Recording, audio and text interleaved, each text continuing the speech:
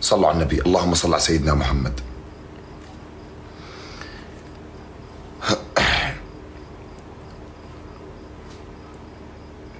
هذا البث فتحته بس أوضح كم نقطة، مش جاي أوضح لك شو اللي صار بالضبط، جاي أوضح لك جاي أوضح لك نقطة الطلاق اللي صارت. نقطة الطلاق اللي صارت إنه إحنا من لما تجوزنا لليوم، تمام، كانت حياتنا على السوشيال ميديا إنه نفرجي المتابعين الطاقة الإيجابية والضحك والبثوث والتصوير والستوريات والوناسة. ما كنتوا تعرفوا شو كان يصير تحت البث، بس اللي كان يعرف أني ضحى رب العالمين واللي كان يشتغل معنا، هذول هم الأربعة اللي إحنا الأربعة اللي كنا نعرف حياتنا تحت السوشيال ميديا. طيب، موضوع الطلاق،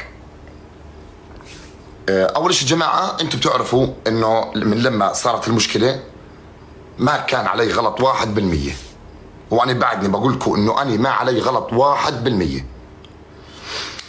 أنتم بتعرفوا إنه صار في غلط، إنه نزل الستوري على سناب بدي أطلع وأحكي كل شيء، خلص أنا أبصر يعني بدي أطلع وأحكي كل شيء، مش هضل ساكت. هذا أول غلط، كان إنه حياتنا الخصوصية تنزل على سناب، مشاكلنا اللي بالبيت، مشاكلنا البيتية عيب إنها تنزل على سناب، هاي واحدة. شغلة ثانية، مش أنا اللي اخترت إنه ضحى تروح لتونس، هي اللي اختارت وهي اللي حجزت، ومش أنا اللي حجزت لها، هي اللي كلمت حنيطي يحجز لها تروح لتونس، تمام. هذا قبل ما تحجز لتونس، طبعا بعد ما نزلت ستوريات. أنا ما كنت بعرف عن الستوريات، أنا دريت وقتها اللي كانوا موجودين بالبث، كنت أنا يومها فاتح بث بالليل، تمام، وما عندي علم إنها فاتحة، إنها منزل الستوري. صار يرنوا علي، صار حتى بث يومها يعلق، يرنوا علي أفصل. رديت وإنهم بيقولوا لي شوف ضحى شو منزل بالسناب. أنا انصدمت، ما لقيتها بالبيت، لقيتها منزل ستوريات، وبعد شوي رجعت، تمام. طلبت مني الطلاق. طبعا الطلاق كان بيني وبينها اتفاقية، وكان في محامي عندها ومحامي عندي. هسه بجيب لك القرآن وبحلف لك عليه عشان أكون أنا إنسان بيني وبين ربي صادق. والله ما في شيء قلته غلط، كل شيء بقول لك يا صح يا صديقي. طبعا طلبت مني الطلاق. طبعا سمعت الطلاق من زمان قبل ما تصير المشاكل هاي، كنت أسمعها كثير وما كنت أرد، يعني كنت أسمع كلمة الطلاق منها كثير وما كنت أرد. كانت اتفاقية الطلاق بيني وبينها. دقيقة صديقي، نجيب لك القرآن عشان أنا أكون صادق قدام رب العالمين ومتابعيني.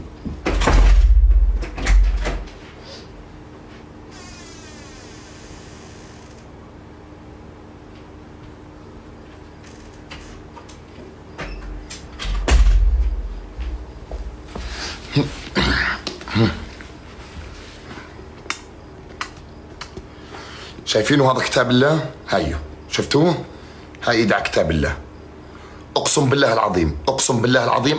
العظيم الطلاق كان بيني وبينها اتفاقية وبحب ورضا، ما كان مني زعل بالمرة، اقسم بالله ما بدر مني الزعل، هاي اقسم بالله. بعد القرآن ضل اشي؟ ما ضل اشي انك تعرف عليه. هاي القرآن قدامك صديقي.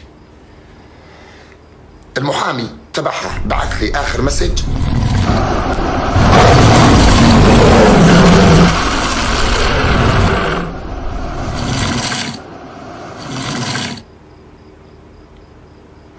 المحامي تبعها بعث لي آخر مسج، بعث لي اياه بوقت متأخر، قال لي أنا رتبت على الطلاق وأنا آسف على إني بعثت لك المسج متأخر. دقيقة يا عطلة، دقيقة يا اخوان، دقيقة بالله، ثواني يا اخوان، ثواني عشان صوتي ما يقطعش مع الاسد. قال لي انا رتبت على الطلاق وانا بعتذر على المسج المتاخر. تمام. تمام. انا طلقت ب 14 شهر. انا طلقت ب 14 شهر. طلقت وما بينت اني طلقت. طلقت وما بينت اني انا طلقت. تمام.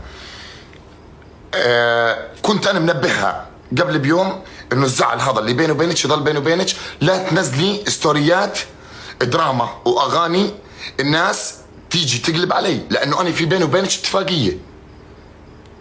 هاي برجع بقول لك، انا حلفت لك على كتاب الله، قلت لها لا تنزلي ستوريات دراما واغاني وقصص، لانه في ناس بتفكر الغلط مني والغلط مش مني. بالحرف الواحد راحت نزلت الفيديو هذا.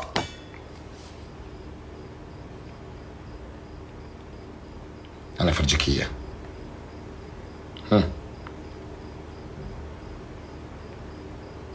بيدي شلتك يلعفتني، هاي كنت انا بعد مش قايل عن الطلاق. جبل اني وعالي دومي، كلك انت حجاره مني. حلو، كلك انت حجاره مني. صارت تستفز فيا بالفيديوهات، وانا كانوا في ناس اقرب الناس الي والها يرنوا عليها يقولوا لها لا تنزلي ستوريات اغاني استفزاز.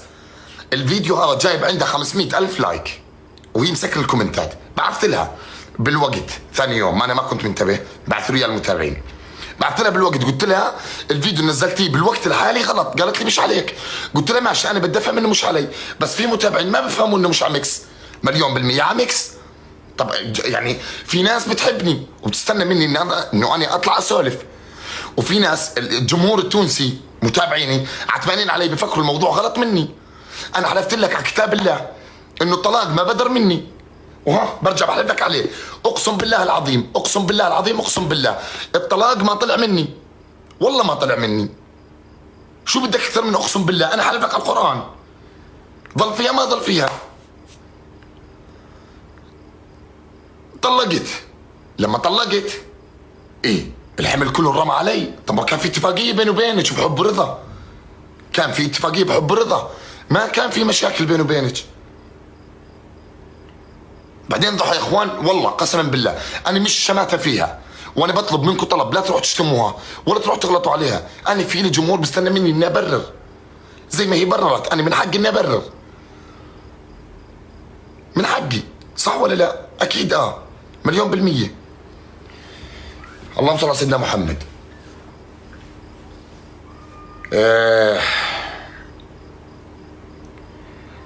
قلت لك سبب المشكله، تستنى مني اني اقول لك شو سبب المشكله، لانه انا مستحي اقعد اسرسر بالمشكله، لانه مش هذيك المشكله الكبيره اللي صارت. يا الله، مش المشكله الكبيره اللي صارت.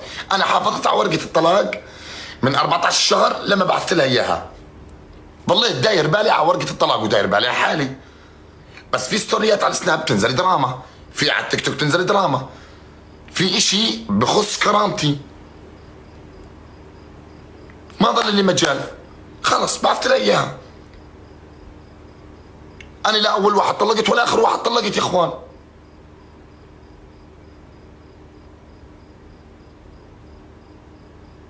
وبالنسبه للناس اللي بتيجي تقول لي انت استغلتها، انت استغل هاي الناس، مش هي الناس اللي بيجوا بيقولوا لي انت استغلتها. انا كل العالم بتعرف انه انا كنت حاطها بعيوني، كل العالم، كل الدنيا بتعرف، كل الدول العربية. اي استغلال؟ مين يعني مش فاهم انا يعني انت بتتجوز، انت انسان بتتجوز، مين بيصرف على البيت؟ اكيد مش جارتنا. فحبيبي انت لما تيجي بدك تغلط علي، اول اشي اسمع من الطرفين. سمعت من الطرف الاول، استنى الطرف الثاني لما يطلع ويسولفك عادي. قلت لك هاي حياة وبدها تمشي، وانا مش كرهن، والله مو كرهن قسما بالله، بس من حقي اني ابرر. علق البث.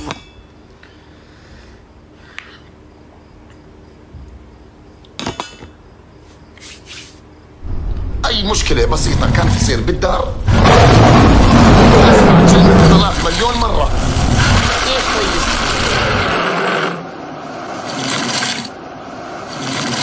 حلو، خلصنا من نقطه الطلاق. هي قالت انه انا جبت بلال اخوي عندي عشان يحل مشاكل. حرفيا انا اللي كنت اجيب بلال، انا اللي كنت احجز له، كنت اخليه يجي يحل مشاكلنا بالدار. مزبوط، هي بهاي ما غلطت. انا اللي كنت اجيبه، ما كنتش عارف شو بدي اسوي. يا الله شو بدي اعمل؟ انا شو اعمل؟ يعني انت اصلا لمرحله اني احجز لبلال، احجز لبلال ينزل عندي. والله المواقف تبعت بلال انا ما بنسى له اياها، لانه الصراحه كان يعني يقنعها ويسولف معها ويروقها وتروق، ويقعد عندي بلال 6-10 ايام ويسحب حاله ويروح. انا حجزت مره لبلال 3 مرات، احجز له الغي له، احجز له الغي له، والله العظيم. بس يا صاحبي اسمع من الطرفين، تسمعش من طرف واحد، طرفين اسمع. يعني فكرتك انني مبسوط يعني ان انا طلقت مثلا؟ انت شايفني مبسوط اني طلقت؟ بعدين الناس بتبعث لي بتقول لي انت عندك مشكله وبحفله. اول شيء قلت انا بررت انه مش انا اللي كنت ماسك تليفوني، تمام؟ بعدين حتى لو اني كنت ماسك تليفوني، اول شيء هذا عرس ابن خالي اللي راح معي لتونس، اللي قعد معي 12 يوم، اللي طلب لي ضحى، واللي دار باله علي غاد، وتعب معي تعب مش طبيعي. من حقي اني اقدم واجب عادي، هاي لحال وهاي لحال. بس اللي استفزني اكثر اشي بالمشكله كامله موضوع الستوريات. طب ليش يعني؟ ليش ستوريات؟ ليش يعني جبل اني وحجاره مثلي؟ ليش؟ ليش؟ بس هاي هي نقطتي يا صاحبي، هاي هي اللي حبيت اطلع اوضح لك اياها. كتاب اللي حلفت لك عليه ما ضلش فيه، بدك تصدق صدق، بدكش انت حر. في المحبين من حقهم يسمعوا لي زي ما سمعوا لها، واللي بيجوا بيغلطوا علي هيك سمعت يا حبيبي، وشكرا لك. بس وانا شكرا للناس اللي واقفه معي، وشكرا للناس اللي مبادره بالخير، جزيل الشكر. شكرا للداعمين اللي اطمنوا علينا، اللي كانوا حابين يفوتوا بالخير، شكرا لكم كثير. شكرا للمتابعين اللي ببعثوا لي يا ميكس ارجع صور زبط امورك خلص بكفي. انا هني بقول لكم اعتبار من يوم الاربعاء انا راجع لحياتي، خلص كل واحد يرجع لحياته. الله ييسر امورها، الله ييسر لها ويرزقها. والله انا ماني كرهان قسما بالله، والله العظيم، والله يعني انت تكون متجوز فجاه يخرب بيتك، مستحيل تكون مبسوط داخليا. ومش شرط ابين لك انه انا زعلان ولا انا مكسور ولا اني، مش شرط. زعلي بضل بيني وبفرشتي بس. هاي انا اعتبر من يوم الاربعاء خلص نرجع لحياتنا طبيعيه ونصور. اللي حب يقتنع، اللي ما حب هاي القرآن انا حلفت لك عليه يا صاحبي. شكرا لكم. خلص هذول اللي حبيت اطلع اوضح لكم اياهن عشان انتم تكونوا عبين. والسلام عليكم ورحمه الله وبركاته.